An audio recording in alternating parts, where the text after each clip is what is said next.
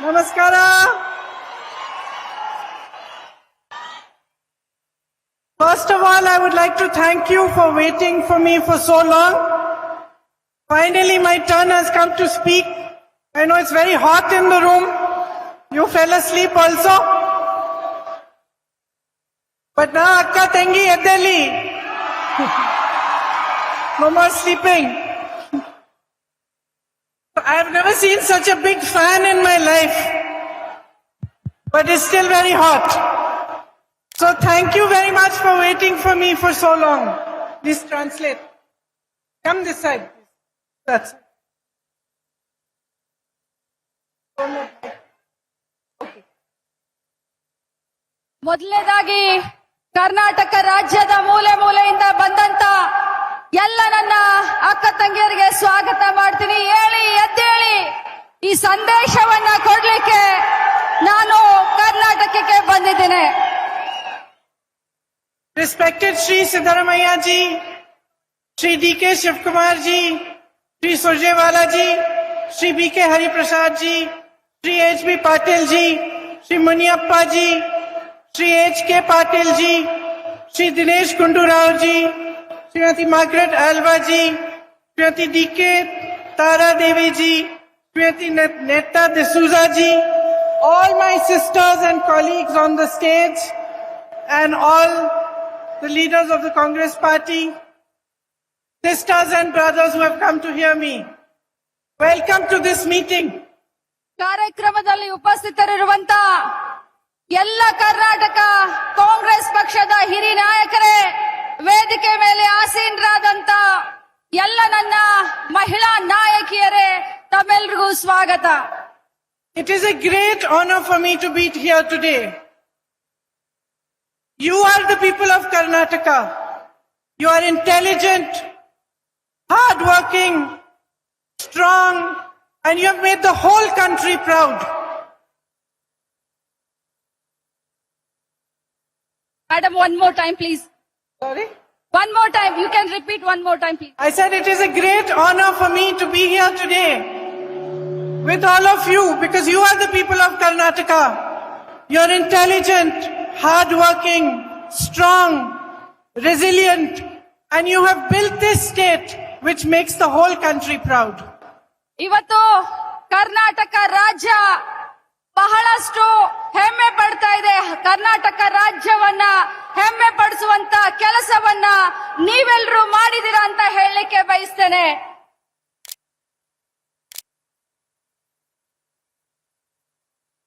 All over the world, you are recognized for your diligence and for your hard work. You have built so many industries in Karnataka, the IT industry and many more. ಇಡೀ ವಿಶ್ವದಲ್ಲಿ ಕರ್ನಾಟಕ ಅಂತಂದ್ರೆ ತುಂಬಾ ಗುರುತಿಸ್ತಾರೆ. ಹೆಮ್ಮೆ ಪಡುವಂತ ಕೆಲಸವನ್ನ ಕರ್ನಾಟಕದವ್ರು ನೀವು ಮಾಡಿದೀರಾ. IT hub ಅನ್ನ ಕ್ರಿಯೇಟ್ ಮಾಡಿದಂತ ಒಂದು ಹೆಮ್ಮೆ ನಮ್ಮ ಕರ್ನಾಟಕ ರಾಜ್ಯಕ್ಕೆ ಸಲ್ಲುತ್ತದೆ. But more than anything else, my sisters, I am proud of you. Because you are the source of this energy and this identity. It is you on whose shoulders this whole society rests. It is you who have built Karnataka. ಎಲ್ಲದಕ್ಕಿಂತ ಜಾಸ್ತಿ ನಾನು ವೈಯಕ್ತಿಕವಾಗಿ ನಿಮ್ಮ ಬಗ್ಗೆ ಹೆಮ್ಮೆಯನ್ನ ಪಡ್ತೀನಿ. ಈ ಮಣ್ಣಿನ ಗುಣಧರ್ಮ ಹಾಗಿದೆ. ನಿಮ್ಮಿಂದ ಕರ್ನಾಟಕ ಹೆಮ್ಮೆ ಪಡುವಂತಾಗಿದೆ. ನಿಮ್ಮನ್ನ ಕಂಡ್ರೆ ನನಗೆ ತುಂಬಾ ಇಷ್ಟ. I say it from my heart. I believe this is true. Because without you supporting your families, going out and working and being strong the way you are and being courageous, you could not have built this state. ನಾನು ಇದನ್ನ ನನ್ನ ಹೃದಯದಿಂದ ಹೇಳಲಿಕ್ಕೆ ಬಯಸ್ತೇನೆ. ನಿಮ್ಮ ಫ್ಯಾಮಿಲಿಯನ್ನ, ನಿಮ್ಮ ಕುಟುಂಬವನ್ನ ನೀವು ಪ್ರೀತಿ ಮಾಡಿ, ನಿಮ್ಮ ಬೆವರಿನ ಹನಿಯಿಂದ ನೀವು ಕಟ್ತಾ ಇರುವಂತ, ನಿಮ್ಮ ಶ್ರಮದಿಂದ ನಿಮ್ಮ ಕುಟುಂಬವನ್ನ ಬೆಳೆಸ್ತಾ ಇರುವಂತದ್ದು ತುಂಬಾ ಹೆಮ್ಮೆಯ ವಿಚಾರ. ಇದು ನನ್ನ ಹೃದಯದಿಂದ ನಾನು ತಮಗೆ ಹೇಳಲಿಕ್ಕೆ ಬಯಸ್ತೇನೆ.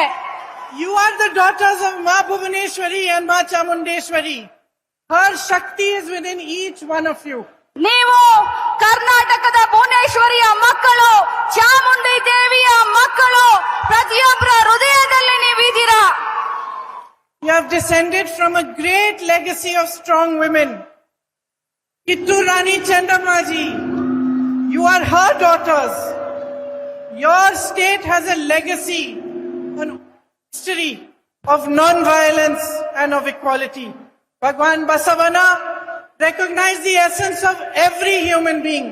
ನೀವು ರಾಣಿ ಕಿತ್ತೂರು ಚೆನ್ನಮ್ಮನ ನಾಡಿನಿಂದ ಬಂದಂತ ಮಹಿಳೆಯರು, ಸಮಾನತೆಯ ಹರಿಕಾರರಾದಂತ ಬಸವಣ್ಣನವರ ಸಂದೇಶದಿಂದ ಬೆಳೀತಾ ಇರುವಂತ ಈ ನಾಡಿನಲ್ಲಿ ಹುಟ್ಟಿದಂತವರು. For him, everybody was equal. Nobody's caste mattered. Nobody's religion mattered. It didn't matter if you were man or woman. Everybody was equal in his eyes. And that is the foundation of your society and your culture. 12ನೇ ಶತಮಾನದಲ್ಲಿ ವಿಶ್ವಗುರು ಬಸವಣ್ಣನವರು ಸಾರಿದಂತ ಸಮಾನತೆ, ಯಾವುದೇ ಜಾತಿ ಯಾವುದೇ ಧರ್ಮ ಇಲ್ಲ, ಹೆಣ್ಣು ಗಂಡು ಎಲ್ರೂ ಸಮಾನರು ಅನ್ನುವಂತ ಸಂದೇಶವನ್ನ ಸಾರಿದ ನಾಡಿನಿಂದ ಬಂದಂತವರು ನೀವು.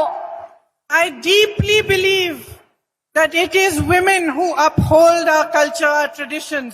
It is women who bring change. It is women who make our society what it is. Karnataka ರಾಜ್ಯದಲ್ಲಾಗ್ಲಿ Bharat ದೇಶದಲ್ಲಾಗ್ಲಿ ನಮ್ಮ ಭಾರತೀಯ ಸಂಸ್ಕೃತಿಯನ್ನ ಎತ್ತಿ ಹಿಡಿಯೋದ್ರಲ್ಲಿ ಮಹಿಳೆಯರು ಸದಾ ಮುಂದು. ಇವತ್ತು ನಿನ್ನೆ ನಾಳೆ ನಮ್ಮ ಸಂಸ್ಕೃತಿಯನ್ನ ಎತ್ತಿ ಹಿಡಿತಾ ಇರುವುದು ಸ್ತ್ರೀ ಕುಲ ಅಂತ ಹೇಳಲಿಕ್ಕೆ ಬಯಸ್ತೇನೆ. You know, I was brought up by two very brave and strong women. The first was my grandmother Indiraji. I saw her, I was 8 years old when she lost her son. Her son was only 33 years old. But the very next day, she got up and went to work to serve her nation. That was the sense of duty she had. ಬಂಧುಗಳೇ, ತಾಯಂದ್ರೆ, ನಾನು ನನ್ನ ಜೀವನದಲ್ಲಿ ಎರಡು ಶಕ್ತಿಶಾಲಿ ಮಹಿಳೆಯರ ಮಧ್ಯದಲ್ಲಿ ನಾನು ಬೆಳೆದಿದ್ದೇನೆ. ನನ್ನ ಅಜ್ಜಿ ಇಂದಿರಾ ಗಾಂಧಿ ಅವರು ತಮ್ಮ ಮಗನನ್ನ ಅವನ 33ನೇ ವಯಸ್ಸಿನಲ್ಲಿ ಕಳ್ಕೊಂಡ್ರು. ಮಾರನೇ ದಿನ ಕೆಲಸಕ್ಕೆ ಶುರು ಮಾಡಿದ್ರು. ಅಂತ ಒಂದು ಶಕ್ತಿಯ ಮನೆಯಲ್ಲಿ ನಾನು ಜನ್ಮ ತಾಳಿದ್ದೀನಿ. ಅಂತವರನ್ನ ನೋಡಿ ನಾನು ಬೆಳೆದಿದ್ದೀನಿ. That was her inner Shakti. That her heart was broken. She had lost her child. But she put her country first and she went to work the next day. And she continued to serve the country until she died. ಒಬ್ಬ ತಾಯಿಯಾಗಿ ಒಬ್ಬ ಮಗನನ್ನ ಕಳ್ಕೊಂಡು ಹೃದಯ ವಿದ್ರಾವಕ ಆದಂತ ಘಟನೆ ಆದ್ರೂ ಕೂಡ ದೇಶ ಮೊದಲು, ಆಮೇಲೆ ನನ್ನ ಫ್ಯಾಮಿಲಿ, ಆಮೇಲೆ ನನ್ನ ಕುಟುಂಬ, ನನ್ನ ಮಗ ಅಂತ ಹೇಳಿ ಈ ದೇಶಕ್ಕೋಸ್ಕರ ತನ್ನ ದುಃಖವನ್ನ ಮರೆತು ಮಾರನೇ ದಿನ ಕೆಲಸವನ್ನ ಪ್ರಾರಂಭಿಸಿದಂತ ಇಂದಿರಾ ಗಾಂಧಿ ಅವರ ಮೊಮ್ಮಗಳು. I was brought up by my mother, Sonia ji. ನಾನು ಬೆಳೆದಿದ್ದು ನನ್ನ ತಾಯಿ ಸೋನಿಯಾ ಗಾಂಧಿ ಅವರನ್ನ ನೋಡ್ಕೊಂಡು. ನನ್ನನ್ನ ಬೆಳೆಸಿದ್ದು ಸೋನಿಯಾ ಗಾಂಧಿ ಅವರು. At the age of 21, she fell in love with my father, Rajiv. And she came all the way from Italy to India to get married to him. Sonia Gandhiji ಅವರು ತಮ್ಮ 21ನೇ ವಯಸ್ಸಿಗೆ ರಾಜೀವ್ ಗಾಂಧಿ ಅವರ ಮೇಲೆ ಪ್ರೇಮಾಂಕುರವಾಗಿ ತಾನು ಹುಟ್ಟಿದಂತ ದೇಶ ಇಟಲಿಯನ್ನ ಬಿಟ್ಟು ಭಾರತ ದೇಶಕ್ಕೆ ಬಂದರು. She struggled to learn our traditions. She learnt the ways of India. She understood and imbibed everything from Indiraji. And at the age of 44, she lost her beloved husband. Bharat ದೇಶಕ್ಕೆ ಬಂದು ರಾಜೀವ್ ಗಾಂಧಿ ಅವರನ್ನ ಮದುವೆ ಮಾಡಿಕೊಂಡು ಬಹಳಷ್ಟು ಈ ದೇಶದ ಸಂಸ್ಕೃತಿಯನ್ನ ತಿಳ್ಕೊಳ್ಳಕ್ಕೆ, ಈ ದೇಶದ ಜನರ ನಾಡಿ ಮಿಡಿತವನ್ನ ಅರ್ಥ ಮಾಡ್ಕೊಳ್ಳಕ್ಕೆ ಬಹಳಷ್ಟು ಕಷ್ಟಪಟ್ರು. ಆದ್ರೆ ಬಂಧುಗಳೇ, ತನ್ನ 44ನೇ ವಯಸ್ಸಿನಲ್ಲಿ, ಬರೀ 44ನೇ ವಯಸ್ಸಿನಲ್ಲಿ ಸೋನಿಯಾ ಗಾಂಧಿ ಅವರು ತನ್ನ ಪತಿಯಾದಂತ ರಾಜೀವ್ ಗಾಂಧಿ ಅವ್ರನ್ನ ಕಳ್ಕೊಂಡ್ರು. And even though she disliked politics, she took the path of service to the nation and she served India for all of her life till today when she is now 76 years old. ಇವತ್ತು ನಮ್ಮ ತಾಯಿಯವರು 44ನೇ ವಯಸ್ಸಿಗೆ ತನ್ನ ಗಂಡನನ್ನ ಕಳ್ಕೊಂಡ್ರು ಕೂಡ ಭಾರತ ದೇಶದ ಸೇವೆಯನ್ನ ಮಾಡ್ಲಿಕ್ಕೆ ರಾಜಕಾರಣದಲ್ಲಿ ಸಕ್ರಿಯ ಆಗಿದ್ದಾರೆ. ಅವತ್ತಿನಿಂದ ಇವತ್ತು ಅವರಿಗೆ 76 ವಯಸ್ಸು ಆದ್ರೂ ಕೂಡ ದೇಶದ ಪ್ರಗತಿಗೋಸ್ಕರ ರಾಜಕಾರಣದಲ್ಲಿ ಆಕ್ಟಿವ್ ಆಗಿದ್ದಾರೆ. from these two women and from hundreds of women that I have met through my life, ordinary women who struggle every day, ಈ ಇಬ್ಬರು ಮಹಿಳೆಯರು ಇಂದಿರಾ ಗಾಂಧೀಜಿ ಮತ್ತು ಸೋನಿಯಾ ಗಾಂಧೀಜಿ ಅವರನ್ನ ನೋಡಿ ಮತ್ತು ಅದಕ್ಕಿಂತ ಜಾಸ್ತಿ ದೇಶದ ಮೂಲೆ ಮೂಲೆಯಲ್ಲಿ ಪ್ರತಿಯೊಬ್ಬ ನನ್ನ ಅಕ್ಕ ತಂಗಿಯರನ್ನ ನೋಡಿ ನಾನು ರಾಜಕಾರಣ ಮಾಡ್ತಾ ಇದ್ದೇನೆ.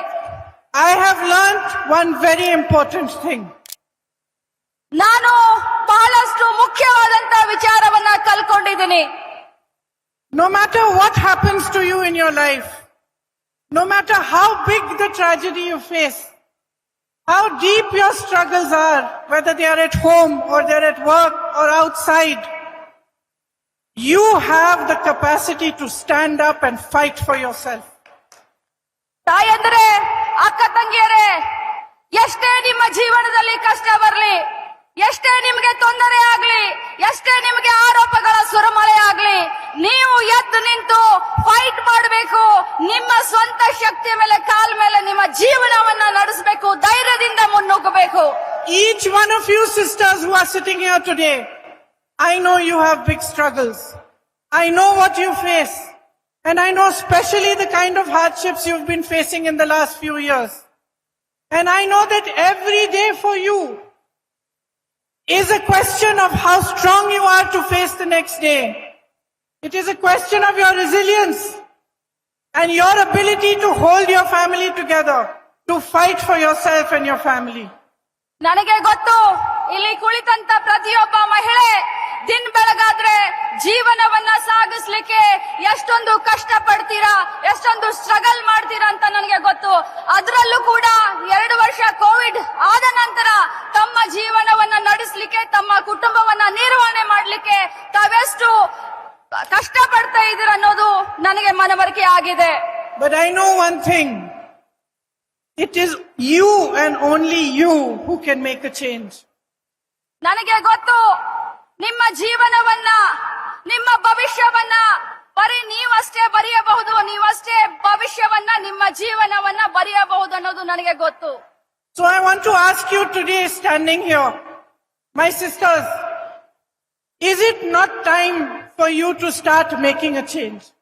ನಾನು ನಿಮ್ಮನ್ನ ಕೇಳಲಿಕ್ಕೆ ಬಯಸ್ತೇನೆ, ನನ್ನ ಅಕ್ಕ ತಂಗಿಯರೇ, ಈ ಸಂದರ್ಭ, ಈ ಸಮಯ ರಾಜ್ಯದಲ್ಲಿ ಬದಲಾವಣೆಯನ್ನ ಬಯಸುವ ಕಾಲ ಸನ್ನಿಹಿತ ಬಂದಿದೆಯಾ ಇಲ್ಲ?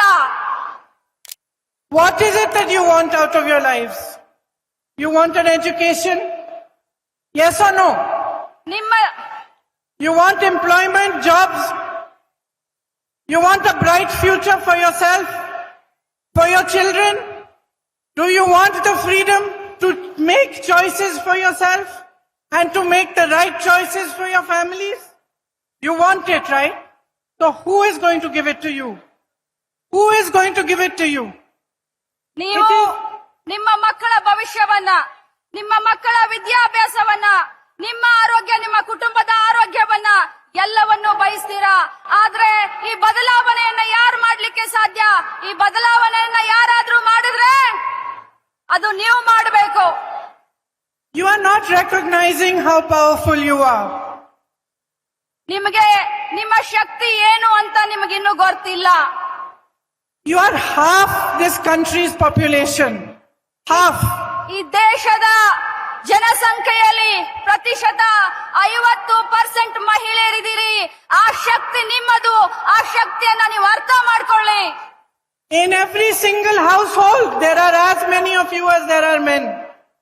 ಪ್ರತಿಯೊಂದು ಕುಟುಂಬದಲ್ಲಿ ಎಷ್ಟು ಗಂಡಸರಿದ್ದಾರೋ ಅಷ್ಟು ಹೆಂಗಸರಿದ್ದಾರೆ. In every village, ಎಲ್ಲ ಹಳ್ಳಿಗಳಲ್ಲಿ, in every town, ಎಲ್ಲ ಸಿಟಿಗಳಲ್ಲಿ you are strong. ನೀವು ಶಕ್ತಿವಂತರಾಗಿದ್ದೀರಾ. But you must recognize your courage and your strength. ಆದ್ರೆ ನಿಮ್ಮ ಶಕ್ತಿಯನ್ನ ನೀವು ಅರ್ಥಕೊಳ್ಬೇಕಾಗಿದೆ. The biggest strength you have is political. ದೊಡ್ಡ ಶಕ್ತಿ ಏನು ಅಂತಂದ್ರೆ ರಾಜಕೀಯ. Have you seen how political parties know that, okay, I will make these people happy, I'll get their vote. I'll make those people happy, I'll get their vote. Why do they not say that they will work for women? ನೀವು ನೋಡಿದಿರಲ್ಲ, ರಾಜಕೀಯ ಪಕ್ಷಗಳು ಈ ಸಮುದಾಯವನ್ನ ಈ ಸಮಾಜವನ್ನ ಖುಷಿ ಮಾಡಿದ್ರೆ ಸಂತಸ ಪಡಿಸಿದ್ರೆ ನನಗೆ ಓಟ್ ಸಿಕ್ಕುತ್ತೆ, ಈ ಸಮುದಾಯವನ್ನ ಖುಷಿ ಪಡಿಸಿದ್ರೆ ನನಗೆ ಓಟ್ ಸಿಕ್ಕುತ್ತೆ ಅಂತ. ಆದ್ರೆ ಯಾಕೆ ಎಲ್ರು ಮಹಿಳೆಯರ ಬಗ್ಗೆ ವಿಚಾರ ಮಾಡೋದಿಲ್ಲ?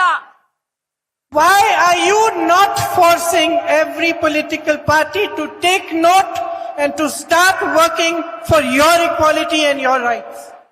ಎಲ್ಲ ರಾಜಕೀಯ ಪಕ್ಷಗಳಿಗೆ ಒಂದು ಸಂದೇಶವನ್ನ ನೀವು ಇವತ್ತು ಕೊಡಬೇಕು. ಹೇಳಿ ಮಹಿಳೆಯರೇ, ನೀವು ಬದಲಾವಣೆಯನ್ನ ಬಯಸಿದ್ರೆ ಯಾವುದೇ ರಾಜಕೀಯ ಪಕ್ಷವನ್ನ ಮನೆಗೆ ಕಳಿಸ್ತೀನಿ, ನಿಮ್ಮ ಬಗ್ಗೆ ಅವರು ಬಹಳಷ್ಟು ಸೀರಿಯಸ್ ಆಗಿ ವಿಚಾರ ಮಾಡುವಂತ ಸಮಯ ಈಗ ಬಂದಿದೆ. I'll ask you a very simple question. I don't want to criticize the BJP only because I'm opposing them. I'm not interested.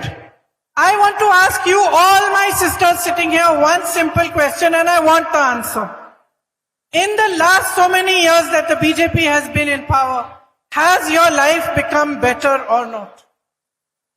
ನಾನು Answer me loudly. Yes or no? I can't hear. No. Your life has not become better. Have prices gone down? Have you got jobs? Has anything in your life become more positive and happy? It has not. So it's a very simple question. It's not so complicated. ನಾನು ನಿಮ್ಮನ್ನ ಒಂದು ಪ್ರಶ್ನೆಯನ್ನ ಕೇಳಬಯಸ್ತೇನೆ. ನಾನು ವೈಯಕ್ತಿಕವಾಗಿ ನಾನು ಬಿಜೆಪಿಯನ್ನ ದ್ವೇಷಿಸುವುದಿಲ್ಲ, ನಾನು ಯಾವುದೇ ಪಕ್ಷವನ್ನ ದ್ವೇಷಿಸುವುದಿಲ್ಲ. ಆದ್ರೆ ಕಳೆದ 7-8 ವರ್ಷದಿಂದ ನೀವೆಲ್ಲ ಖುಷಿಯಾಗಿದ್ದೀರಾ? ನಿಮ್ಮ ಮಕ್ಕಳಿಗೆ ಏನಾದ್ರೂ ಕೆಲಸ ಸಿಕ್ಕಿದೆಯಾ ಅಂತ ಕೇಳ್ತಾ ಇದ್ದಾರೆ. ಕೆಲಸ ಸಿಕ್ಕಿದೆಯಾ? ನೀವ್ಯಾರಾದ್ರೂ ಖುಷಿಯಿಂದ ಇದ್ದೀರಾ? ನಿಮಗೋಸ್ಕರ ಏನಾದ್ರೂ ಕಾರ್ಯಕ್ರಮ ಮಾಡಿದಾರಾ? The elections are coming in a few months. I ask you only one thing. Look at the last few years. Evaluate your own life. Think about whether it has become better, whether you have got the facilities you required, whether the people in power have cared about your problems, or has your life become more difficult?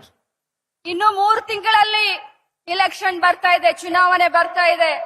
ನೀವು ವಿಚಾರ ಮಾಡಿ, ಕಳೆದ 5-6 ವರ್ಷದಿಂದ ನಿಮ್ಮ ಜೀವನದಲ್ಲಿ ಏನಾದ್ರೂ ಬದಲಾವಣೆ ಆಗಿದೆಯಾ? ಏನು ಬಿಜೆಪಿ ಸರ್ಕಾರ ಕೇಂದ್ರದಲ್ಲಿ ರಾಜ್ಯದಲ್ಲಿ ಇದೆ, ಕೊಟ್ಟಂತ ಭಾಷೆಯನ್ನ ಏನಾದ್ರೂ ಉಳಿಸ್ಕೊಂಡಿದ್ದೀರಾ? ನಿಮ್ಗೇನಾದ್ರೂ ಬದಲಾವಣೆ ನಿಮ್ಮ ಜೀವನದಲ್ಲಿ ಆಗಿದೆಯಾ ಅಂತ ಕೇಳ್ತಾ ಇದ್ದಾರೆ. I am told that the situation in Karnataka is very shameful. ನಾನು ಕೇಳ್ಪಟ್ಟೆ, ಕರ್ನಾಟಕದಲ್ಲಿ ಸಿಚುವೇಶನ್ ಬಹಳಷ್ಟು ನಾಚಿಕೆ ಪಡುವಂತ ಒಂದು I am told ಸಂದರ್ಭ. that your ministers are taking 40% commission on jobs. ನಾನು ಕೇಳ್ಪಟ್ಟೆ, ಕರ್ನಾಟಕ ಸರ್ಕಾರದ ಮಂತ್ರಿಗಳು 40% ಲಂಚವನ್ನ ಹೊಡಿತಾ ಇದ್ದಾರೆ ಅನ್ನೋದನ್ನ ಕೇಳಿದೆ. That 1.5 lakh crore rupees of your money, your earnings have been looted. 1.5 lakh ಕೋಟಿ ದುಡ್ಡು, ನೀವು ಗಳಿಸುವಂತ ದುಡ್ಡು ಅವರು ತಮ್ಮ ಜೇಬಿಗೆ ಹಾಕೊಳ್ತಾ ಇದ್ದಾರೆ. Only through corruption. ಬರೀ ಲಂಚದಿಂದ ಅವರು ತಮ್ಮ ದುಡ್ಡನ್ನ ತಮ್ಮ ಜೇಬಿಗೆ ಇಳಿಸ್ಕೊಳ್ತಾ ಇದ್ದಾರೆ. Think about if some development work is to take place in Bengaluru for 8,000 crores and 3,200 crores of that is going into commission. ವಿಚಾರ ಮಾಡಿ, ಬರೀ ಬೆಂಗಳೂರು ಮಹಾನಗರದಲ್ಲಿ 8,000 ಕೋಟಿ ಬಜೆಟ್ ಇದೆ. 8,000 ಕೋಟಿಯ ಕೆಲಸ ಏನಾದ್ರೂ ಮಾಡೋಕ್ ಹೋದ್ರೆ ಅದರಲ್ಲಿ 3,200 ಕೋಟಿಯನ್ನ ತಮ್ಮ ಜೇಬಿಗೆ ಇಳಿಸ್ಕೊಳ್ತಾರೆ. There are shameful scams like the PSI scam. ಬಹಳಷ್ಟು ನಾಚಿಕೆ ಪಡುವಂತ ಬಹಳಷ್ಟು ಸ್ಕ್ಯಾಮ್ಗಳಿದಾವೆ, ಹಗರಣಗಳಿದಾವೆ. PSI ಹಗರಣ ತಮ್ಮ ಕಣ್ಣು ಮುಂದೆ ಇದೆ. Where police posts are being sold. Police post ಅನ್ನ ಮಾರ್ಕೊಂಡಿದ್ದಾರೆ. You educate your children, your young girls and boys to get them jobs. Is this what you expect ನೀವು from the people who are in power? ನೀವು ನಿಮ್ಮ ಮಕ್ಕಳನ್ನ ಬೆಳೆಸ್ತೀರಾ, ಶಿಕ್ಷಣ ಕೊಡ್ತೀರಾ, ಮಗಳಾಗಿ ಮಗನಾಗಿ ಅವ್ರಿಗೆ ಶಿಕ್ಷಣವನ್ನ ಕೊಡ್ತೀರಾ. ಯಾವುದಕ್ಕೋಸ್ಕರ, ಯಾವ ಪುರುಷಾರ್ಥಕ್ಕೋಸ್ಕರ? ಈ ರೀತಿ ಹಗರಣಗಳನ್ನ ನೋಡೋದಕ್ಕೋಸ್ಕರನ? You have to pay bribes for bowels, driving licenses, housing, transfer, everything. ನೀವು ಲಂಚವನ್ನ ಪ್ರತಿಯೊಂದು ಸೆಕ್ಟರ್ ನಲ್ಲಿ ಇವತ್ತು ಕೊಡಬೇಕಾಗತ್ತೆ. ಒಂದು ಡ್ರೈವಿಂಗ್ ಲೈಸೆನ್ಸ್ ಅನ್ನ ತೆಗಿಸ್ಬೇಕು ಅಂತಂದ್ರೆ ಲಂಚ ಕೊಡಬೇಕು. ಒಂದು ರೇಷನ್ ಕಾರ್ಡ್ ಅನ್ನ ತಗೊಳ್ಬೇಕಂದ್ರೆ ಲಂಚವನ್ನ ಕೊಡಬೇಕು. ಪ್ರತಿಯೊಂದು ಗವರ್ಮೆಂಟ್ ಸಂಸ್ಥೆಯಲ್ಲಿ ಇವತ್ತು ಲಂಚ ಅವತಾರ ತಾಂಡವಾಡ್ತಾ ಇದೆ. I am told that many of my sisters in Bengaluru who work in the garment industry went through a very difficult time during COVID. But none of you got any assistance from the government.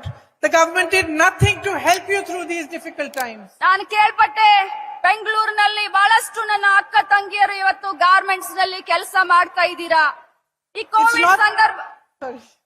Covid ಸಂದರ್ಭದಲ್ಲಿ ಈ government ಈ ಸರ್ಕಾರ ತಮ್ಮ ಸಹಾಯಕ್ಕೆ ಬರಲಿಲ್ಲ. ತಾವು ಬಹಳಷ್ಟು ಕಷ್ಟದಿಂದ ತಮ್ಮ ಜೀವನವನ್ನ ಸಾಗಿಸ್ತಾ ಇದ್ದೀರಾ. And it's not just the sisters who are working in Bengaluru or the roads of Bengaluru which are full of potholes, but it's farmers who are committing suicide because they cannot face the next day. 2.5 lakh posts of government jobs are lying vacant. They have not been filled. Crimes against women are sky high. I believe I have been told that it is 40 such crimes take place in a single day. ಇದು ಬರೀ ಬೆಂಗಳೂರಲ್ಲ, ಬೆಂಗಳೂರಿನ ಸುತ್ತಮುತ್ತಲು ಇರುವಂತ ಎಲ್ಲ ಮಹಿಳೆಯರ ಭವನ ಇದು. ಅದರಲ್ಲೂ ಕೂಡ 2.5 ಲಕ್ಷ ಸರ್ಕಾರಿ ನೌಕರಿಗಳನ್ನ ಈ ಸರ್ಕಾರ ಇನ್ನು ತುಂಬಿಕೊಂಡಿಲ್ಲ. ಬಹಳಷ್ಟು ರೈತರು ಆತ್ಮಹತ್ಯೆಯನ್ನ ಮಾಡ್ಕೊಳ್ತಾ ಇದ್ದಾರೆ. You know how much you have to get a gas cylinder for today and how much you used to get it for 5 years ago. Manmohan Singh ಅವರ ಸರ್ಕಾರ ಇದ್ದಾಗ, ರಾಜ್ಯದಲ್ಲಿ ಕೇಂದ್ರದಲ್ಲಿ ಯುಪಿಎ ಸರ್ಕಾರ ಇದ್ದಾಗ ಒಂದು ಸಿಲಿಂಡರ್ ಬೆಲೆ ಎಷ್ಟಿತ್ತು, ಈಗ ಒಂದು ಸಿಲಿಂಡರ್ನ ಬೆಲೆ ಎಷ್ಟಾಗಿದೆ ಅಂತ ತಮಗೆ ಗೊತ್ತಿದೆ. Life has become unaffordable. ಜೀವನ ಬಹಳಷ್ಟು ತುಟ್ಟಿಯಾಗಿದೆ. ಜೀವನ ನಡೆಸೋದು ಬಹಳಷ್ಟು ಕಷ್ಟ ಆಗಿದೆ. Whether it is fees, marriage ceremonies, competitive exams, everything has become a burden. ಯಾವುದೇ ಹಂತ ಇರಬಹುದು, ಯಾವುದೇ ಸೆಕ್ಟರ್ ಇರಬಹುದು, ಸ್ಕೂಲ್ ಫೀಸ್ ಆಗಿರಬಹುದು, ಕಾಲೇಜ್ ಫೀ ಆಗಿರಬಹುದು, ಮ್ಯಾರೇಜ್ ಸೆರೆಮನಿಗಳಾಗಿರಬಹುದು, ಏನೇ ಕಾರ್ಯಕ್ರಮಗಳನ್ನ ಮಾಡಿದ್ರು ಕೂಡ ಇವತ್ತು ಬೆಲೆ ಗಗನಕ್ಕೇರಿದೆ. But nobody is holding the government accountable. Nobody is asking them about these things. ಆದ್ರೆ ದುರ್ದೈವ, ಇವತ್ತಿನವರೆಗೂ ಗವರ್ಮೆಂಟ್ ಅನ್ನ ಯಾರು ಕ್ವಶನ್ ಮಾಡ್ತಾ ಇಲ್ಲ. ಯಾಕೆ ಬೆಲೆ ಏರ್ತಾ ಇದೆ ಅಂತ ಹೇಳಿ ಅವ್ರನ್ನ ಯಾರು ಕೂಡ ಕೇಳ್ತಾ ಇಲ್ಲ. So they are busy creating distractions, busy changing syllabus in textbooks, changing the teachings of Bhagwan Basavana in the textbooks, creating controversies rather than creating jobs. ಬಂಧುಗಳೇ, ಆ ಬೆಲೆ ಏರಿಕೆ ಬಗ್ಗೆ, ಇನ್ನೊಂದ್ರ ಬಗ್ಗೆ ತಾವೇನು ಕೇಳಬಾರ್ದು ಅಂತ ಹೇಳಿ ನಮ್ಮ ಮನಸ್ಸನ್ನ ವಿಚಲಿತಗೊಳಿಸ್ತಾ ಇದ್ದಾರೆ. ನಮ್ಮ ಓದಿನ ಒಂದು ಟೆಕ್ಸ್ಟ್ ಬುಕ್ ನಲ್ಲಿ ಏನೋ ಬದಲಾವಣೆಗಳನ್ನ ಮಾಡಿ ನಮ್ಮ ದಿಕ್ಕನ್ನ ಚೇಂಜ್ ಮಾಡುವಂತ ಕೆಲಸವನ್ನ ಬಿಜೆಪಿ ಸರ್ಕಾರ ಮಾಡ್ತಾ ಇದೆ. The entire policy functions to benefit a few business people. ಬಿಜೆಪಿಯ ಪಕ್ಷದ ಸಿದ್ಧಾಂತ ಬರೀ ಕೆಲವು ಬಂಡವಾಳಶಾಹಿಗಳಿಗೆ ಒಳ್ಳೆದಾಗಬೇಕು ಅಂತ ಕೆಲಸ ಮಾಡುವಂತದ್ದು. These few people become richer and richer and the rest of the country is becoming poorer and poorer. ಏನು ಬಂಡವಾಳಶಾಹಿಗಳನ್ನ ಬಿಜೆಪಿ ಅವರು ಬೆಳೆಸ್ತಾ ಇದ್ದಾರೆ. ಅವರು ದಿನದಿಂದ ದಿನಕ್ಕೆ ಶ್ರೀಮಂತರು ಆಗ್ತಾ ಇದ್ದಾರೆ. ಆದ್ರೆ ನನ್ನ ಭಾರತ ದೇಶ ಮಾತ್ರ ಬಡತನದಲ್ಲಿ ಮುಳುಗ್ತಾ ಇದೆ. All the sources for jobs have practically shut down. The PSUs have been sold to the Prime Minister's rich friends. ಬಹಳಷ್ಟು ಖಾಸಗೀಕರಣ ಆಗ್ತಾ ಇದೆ. ಎಲ್ಲ ಜಾಬ್ಗಳು ಇವತ್ತು ಮಾರಾಟಕ್ಕಿದೆ. ಎಲ್ಲ ಕ್ಷೇತ್ರವನ್ನು ಕೂಡ ಖಾಸಗೀಕರಣವನ್ನ ಮಾಡಿ ಎಲ್ಲ ಭಾರತ ದೇಶದ ಆಸ್ತಿಯನ್ನ ಮಾರ್ತಾ ಇದ್ದಾರೆ. Instead of giving incentives to agriculture where jobs can be produced, agriculture is suffering, farmers are suffering. ರೈತರಿಗೆ ಬಹಳಷ್ಟು ಕಷ್ಟ ಆಗ್ತಾ ಇದೆ. ಅವ್ರಿಗೆ ಸಬ್ಸಿಡಿಯನ್ನ ಕೊಡುವಂತ ಕೆಲಸ ಆಗ್ಬೇಕು. And you know better than I do that small businesses and medium-sized businesses have suffered tremendously due to GST, demonetization and many of the policies of the government. Those are other sources of jobs. ನಮ್ಮ ಭಾರತ ದೇಶದ ಶಿಲ್ಪದಲ್ಲಿ small scale ಇಂಡಸ್ಟ್ರಿಗಳು ಕೂಡ ಬಹಳಷ್ಟು ಜವಾಬ್ದಾರಿಯನ್ನ ಹೊರ್ತವೆ. ಆದ್ರೆ GST ಆಗಿರಬಹುದು, demonetisation ಆಗಿರಬಹುದು, ಅವೈಜ್ಞಾನಿಕ ಇವರ ಒಂದು ಕೆಲಸಕ್ಕೆ ಅವೆಲ್ಲ ಇವತ್ತು ಕೂಡ ಶೀತಲಗೊಂಡಿದ್ದಾವೆ, ಕುಂಠಿತಗೊಂಡಿದ್ದಾವೆ. ಎಲ್ಲರೂ ಕೂಡ ತೊಂದರೆಯಲ್ಲಿದ್ದಾರೆ. And if you compare this to Congress governments, you see that the Congress brought in land reforms. It had leaders like Sri Devraj or ಬಂಧುಗಳೇ, ನಾನೊಂದು ಮಾತನ್ನ ನೆನಪಿಸ್ಲಿಕ್ಕೆ ಬಯಸ್ತೇನೆ. ಕಾಂಗ್ರೆಸ್ ಪಕ್ಷದ ಕಾರ್ಯಕ್ರಮಗಳು, ಅದರಲ್ಲೂ ಡಿ ದೇವರಾಜ್ ಅರಸ್ ಅವರು ಇದ್ದಂತ ಸಂದರ್ಭದಲ್ಲಿ ಉಳುವವನೇ ಹೊಲದ ಒಡೆ ಅನ್ನುವಂತ ಕಾರ್ಯಕ್ರಮವನ್ನ ತಗೊಂಡ್ ಬಂದ್ವಿ. It waived off loans for farmers. 8,000 crores of loans were waived off. The IT hub was built by the Congress party along with all your efforts and hard work, because the Congress party respected your hard work. ಬಂಧುಗಳೇ, ಸಿದ್ದರಾಮಯ್ಯ ಸಾರು ಮುಖ್ಯಮಂತ್ರಿ ಆದಂತ ಸಂದರ್ಭದಲ್ಲಿ ಸುಮಾರು 8,000 ಕೋಟಿಯ 50,000 ತಲಾ ರೈತರ ಸಾಲವನ್ನ ಮನ್ನಾ ಮಾಡಿ ರೈತರಿಗೆ ಚೇತನವನ್ನ ತುಂಬುವಂತ ಕೆಲಸವನ್ನ ಮಾಡಿದ್ರು. You had schemes like Anna Bhagya, where 7 kilos of food grain and 1 kg of tur dal was given to 3.8 crore beneficiaries. 3,08,00,000 ಜನರಿಗೆ ಅನ್ನ ಭಾಗ್ಯದಲ್ಲಿ ಅಕ್ಕಿ ಇರಬಹುದು, ಗೋಧಿ ಇರಬಹುದು, ಬೇಳೆ ಇರಬಹುದು, ಸುಮಾರು 3,08,00,000 ಕುಟುಂಬಗಳಿಗೆ ಅನ್ನ ಭಾಗ್ಯದ ಯೋಜನೆಯನ್ನ ಕಾಂಗ್ರೆಸ್ ಪಕ್ಷದ ಸರ್ಕಾರ ತಗೊಂಡ್ಕೊಂಡು You had ಬಂತು. Indira canteens, Shira Bhagya, Matrupurna schemes, through which all of you benefited. Indira canteen ಅನ್ನುವಂತ ಜನಪ್ರಿಯ ಕಾರ್ಯಕ್ರಮವನ್ನ ಕಾಂಗ್ರೆಸ್ ಪಕ್ಷ ತಗೊಂಡ್ ಬಂತು. ಬರೀ ಶ್ರೀಮಂತರ ಮಕ್ಕಳು ಹಾಲು ಕುಡಿಯೋದಲ್ಲ, ಎಲ್ಲ ಸಮಾಜದ ಬಡವರು ಮಕ್ಕಳು ಕೂಡ ಹಾಲು ಕುಡಿಬೇಕು ಅನ್ನುವಂತ ಕ್ಷೀರ ಭಾಗ್ಯವನ್ನ ಕೂಡ ನಮ್ಮ ಕಾಂಗ್ರೆಸ್ ಪಕ್ಷದ ಸರ್ಕಾರ ತಗೊಂಡ್ ಬಂತು. ಜೊತೆಯಲ್ಲಿ ಬಸರು ಹೆಣ್ಣು ಮಕ್ಕಳಿಗೆ ಮಾತೃಪೂರ್ಣ ಅನ್ನುವಂತ ಹೆಣ್ಮಕ್ಳ ಒಂದು ಸಶಕ್ತೀಕರಣಕ್ಕೆ ಪೌಷ್ಟಿಕ ಆಹಾರ ಸಿಗಲಿ ಅನ್ನೋದಕ್ಕೆ ಮಾತೃಪೂರ್ಣ ಕಾರ್ಯಕ್ರಮವನ್ನ ಕೂಡ ನಮ್ಮ ಕಾಂಗ್ರೆಸ್ ಪಕ್ಷದ ಸರ್ಕಾರ ತಗೊಂಡ್ ಬಂತು. And so many other schemes like self-help group schemes, even Anganwadi workers and helpers, their wages were increased. So many things were done by the Congress party. Karnataka ರಾಜ್ಯದಲ್ಲಿ ಮಹಿಳೆಯರನ್ನ ಸಬಲೀಕರಣಗೊಳಿಸಲಿಕ್ಕೆ ಸ್ತ್ರೀ ಶಕ್ತಿ ಕಾರ್ಯಕ್ರಮವನ್ನ ತೆಗೆದುಕೊಂಡು ಬಂದಂತ ಒಂದು ಕೊಡುಗೆ ಯಾರ್ದಾದ್ರೂ ಇದ್ರೆ ಅದು ನಮ್ಮ ಕಾಂಗ್ರೆಸ್ ಪಕ್ಷದ ಸರ್ಕಾರದ ಕೊಡುಗೆ ಅಂತ ಹೇಳಲಿಕ್ಕೆ ಬಯಸ್ತೇನೆ. ಅದರ ಜೊತೆಯಲ್ಲಿ ಅಂಗನವಾಡಿ ಆಶಾ ಕಾರ್ಯಕರ್ತರ ವೇಜಸ್ ಅನ್ನ, ಅವರ ಪೇಮೆಂಟ್ ಅನ್ನ ಜಾಸ್ತಿ ಮಾಡುವಂತ ಒಂದು ಕೊಡುಗೆ ಕೂಡ ನಮ್ಮ ಕಾಂಗ್ರೆಸ್ ಪಕ್ಷದ್ದು ಅಂತ ಹೇಳಲಿಕ್ಕೆ ಬಯಸ್ತೇನೆ. So today, my sisters, I am here to announce the Na Nayaki scheme. Na Nayaki meaning I am a leader. Say Na Nayaki. No, loudly, nicely. Na Nayaki. Na Nayaki. This is your chance to start changing your life, to start changing politics, to ask for women to be respected equally. And this scheme is specially for those women who are working hard day and night at home, supplementing everything, helping to build society, but are ignored by everybody. So in this scheme, each head of a family who is a woman will get 2,000 rupees per month. That means 24,000 rupees will be directly sent to your account in a year. ನಾನು ಒಂದು ಘೋಷಣೆಯನ್ನ ಈಗಾಗಲೇ ಮಾಡಿದ್ದೀನಿ, ಮತ್ತೊಮ್ಮೆ ಈ ಘೋಷಣೆಯನ್ನ ಮಾಡ್ಲಿಕ್ಕೆ ಬಯಸ್ತೀನಿ. ನಿಮ್ಮ ಭವಿಷ್ಯವನ್ನ, ಈ ರಾಜ್ಯದ ಭವಿಷ್ಯವನ್ನ ಕಟ್ಟುವಂತ ಸಂದರ್ಭ ಬಂದಿದೆ. ಪ್ರತಿಯೊಂದು ರಾಜಕೀಯ ಪಕ್ಷಗಳು ನಿಮ್ಮನ್ನ ಬಹಳಷ್ಟು ಪ್ರಾಮುಖ್ಯತೆಯಿಂದ ನೋಡುವಂತ ಒಂದು ಸಮಯ ಬಂದಿದೆ.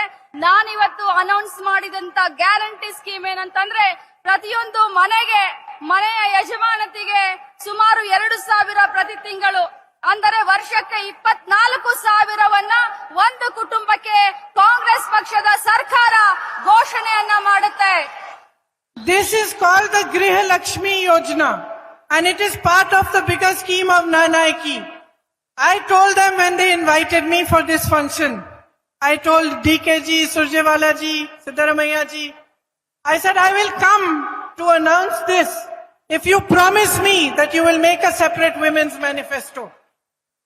ನಾನು ನನ್ನನ್ನ ಆಹ್ವಾನ ಮಾಡಲಿಕ್ಕೆ ಬಂದಂತ ಸಂದರ್ಭದಲ್ಲಿ ನಾನು ಹೇಳಿದೆ, ನಾನು ಖಂಡಿತವಾಗ್ಲೂ ಈ ಕಾರ್ಯಕ್ರಮಕ್ಕೆ, ನಾ ನಾಯಕಿ ಕಾರ್ಯಕ್ರಮಕ್ಕೆ ಗೃಹಲಕ್ಷ್ಮಿಯ ಒಂದು ಯೋಜನೆಯನ್ನ ಅನೌನ್ಸ್ ಮಾಡ್ಲಿಕ್ಕೆ ಖಂಡಿತವಾಗ್ಲೂ ಬರ್ತೀನಿ. ಆದ್ರೆ ಒಂದೇ ಒಂದು, ನೀವು ಕರ್ನಾಟಕ ರಾಜ್ಯದ ಮಹಿಳೆಯರಿಗೋಸ್ಕರ ಬೇರೆ ಒಂದು ಮ್ಯಾನಿಫೆಸ್ಟೋವನ್ನ ನೀವು ಮಾಡ್ತೀರಿ ಅನ್ನುವಂತ ಒಂದು ಭರವಸೆಯನ್ನ ಕೊಟ್ರೆ ಅಷ್ಟೇ ನಾನು ಕಾರ್ಯಕ್ರಮಕ್ಕೆ ಬರ್ತೀನಿ ಅಂತ ಹೇಳಿದ್ದೆ. Because there is not one thing that we want to do to make you strong. There are many things that we want to do to be able to make you stand up on your own feet and fight for yourselves. You know, we have also announced the 200 rupees, the 200 units free electricity recently. ಬರೀ ಒಂದೇ ಸಮಸ್ಯೆ ಮಹಿಳೆಯರಿಗೆ ಇರೋದಿಲ್ಲ. ಕುಟುಂಬವನ್ನ ನಿರ್ವಹಣೆ ಮಾಡಬೇಕಾದ್ರೆ ಅನೇಕ ಸಮಸ್ಯೆಗಳಿರ್ತಾವೆ. ಅದಕ್ಕೋಸ್ಕರ specially ಸ್ತ್ರೀಯರಿಗೋಸ್ಕರ ಮ್ಯಾನಿಫೆಸ್ಟೋವನ್ನ ಮಾಡಿದ್ರೆ ಸ್ತ್ರೀ ಸಮಸ್ಯೆಗಳ ಬಗ್ಗೆ ಬೆಳಕನ್ನ ಚೆಲ್ಲಲಿಕ್ಕೆ ಸಹಾಯ ಆಗುತ್ತೆ. ಜೊತೆಯಲ್ಲಿ 200 ಯೂನಿಟ್ ಏನು ಪ್ರತಿಯೊಂದು ಮನೆಗೆ ನಾವು ವಿದ್ಯುತ್ ಅನ್ನ ಫ್ರೀ ಆಗಿ ಕೊಡ್ತಾ ಇದೀವಿ. So 200 units of free electricity will be provided to every house.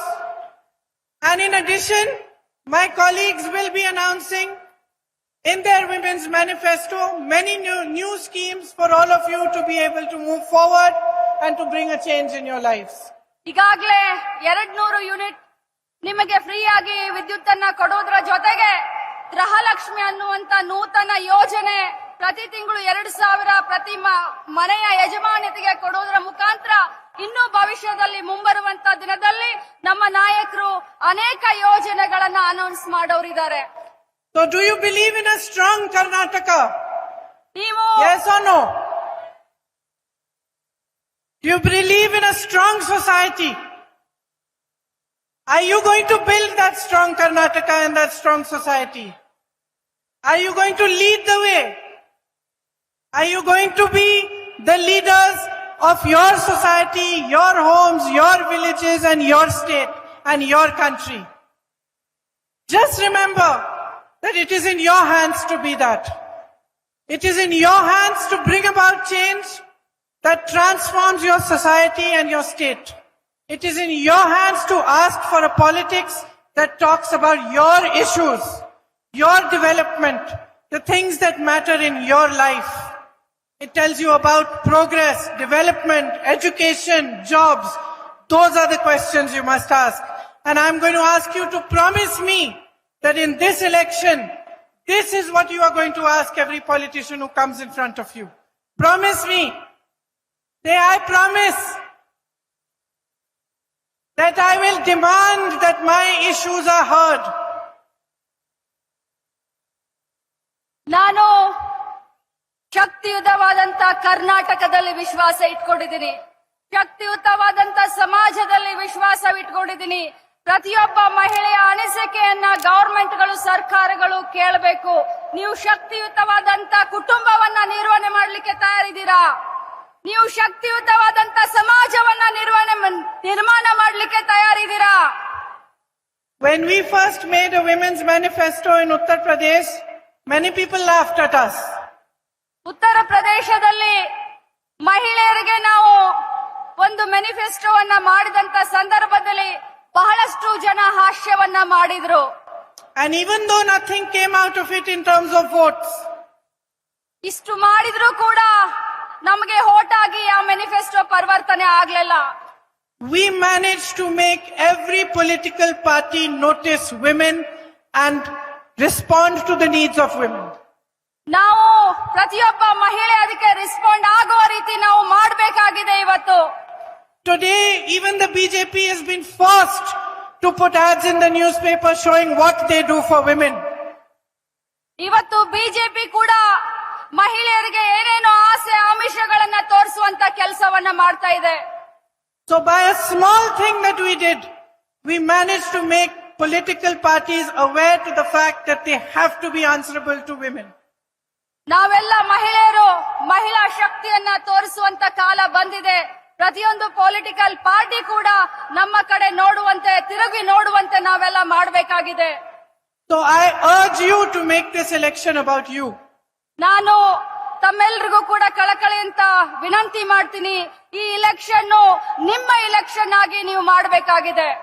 And about your future. ನಿಮ್ಮ ಭವಿಷ್ಯಕ್ಕೋಸ್ಕರ ಈ ಇಲೆಕ್ಷನ್ ನ ಮಾಡಿ ಚುನಾವಣೆಯನ್ನ ಮಾಡಬೇಕಾಗಿದೆ. Jai Hind. Jai Hind. Thank you.